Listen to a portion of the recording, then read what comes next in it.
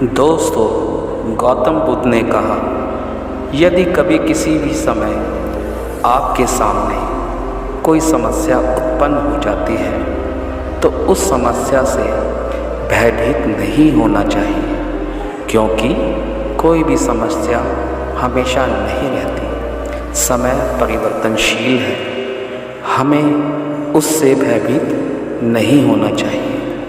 आज की कहानी इसी समस्या पर आधारित है। एक बड़ी प्रसिद्ध कहानी है।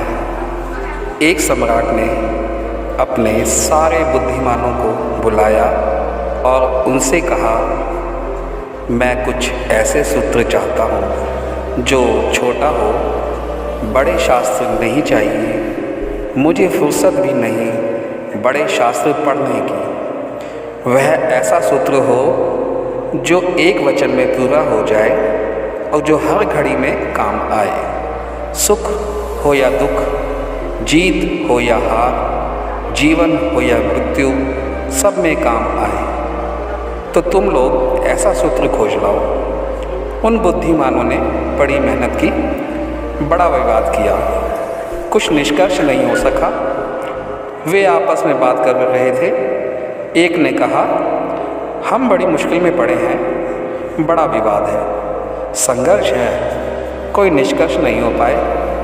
हमने सुना है एक सिद्ध महात्मा गांव के बाहर ठहरा हुआ है। हमने सुना है एक सिद्ध महात्मा गांव के बाहर ठहरा है। वह प्रज्ञा को उपलब्ध, संबोधि को उपलब्ध व्यक्ति है। क्यों ना हम उसी के पास चले। वे लोग उस सिद्ध महात्मा के पास पहुँचे। उसने एक अंगूठी पहन रखी थी। अपनी अंगुली में वह निकालकर सम्राट को दे दी और कहा, इसे पहन लो। इस पत्थर के नीचे एक छोटा सा कागज़ रखा है, उसमें सूत्र लिखा है।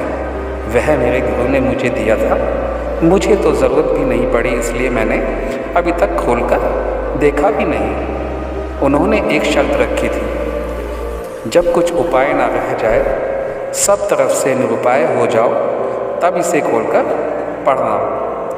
ऐसी कोई घड़ी ना आई, उनकी बड़ी कृपा है, इसलिए मैंने इसे खोलकर पढ़ा नहीं। लेकिन इसमें ज़रूर कुछ राज होगा, आप रख लो। लेकिन शर्त याद रखना, इसका वचन दे दो कि जब कोई उपाय ना रह जाए, सब तरह से निरुपाय असहाय हो जाओगे, तभी अंतिम घड़ी में से खोलना, क्योंकि यह सूत्र बड़ा बहुमूल्य है।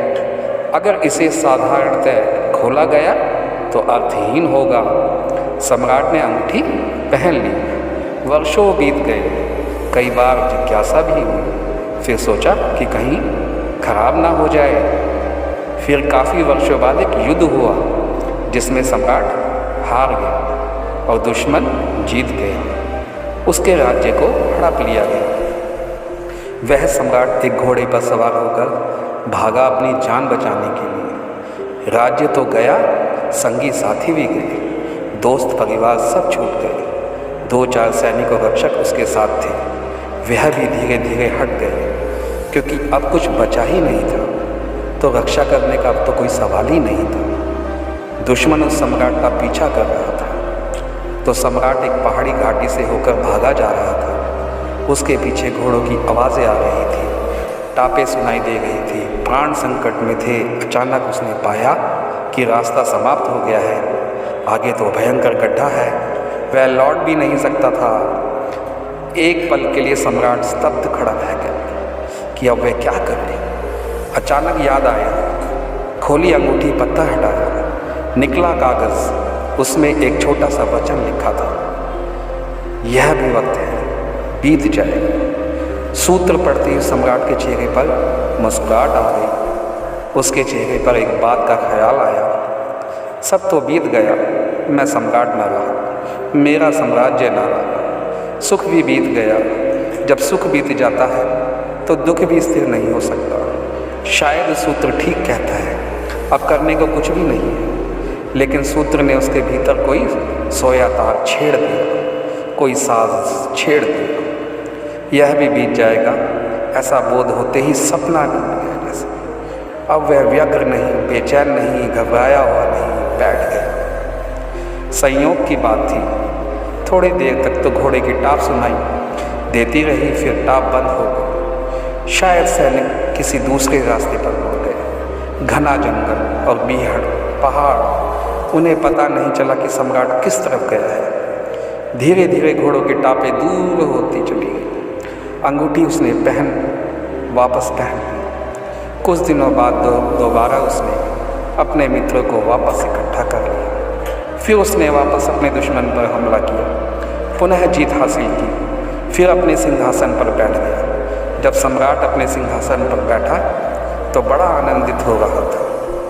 तभी उसने फिर पुनः उस अंगूठी की याद आई। उसने अंगूठी खोली और कागज़ को पढ़ा, फिर मुस्कुराया।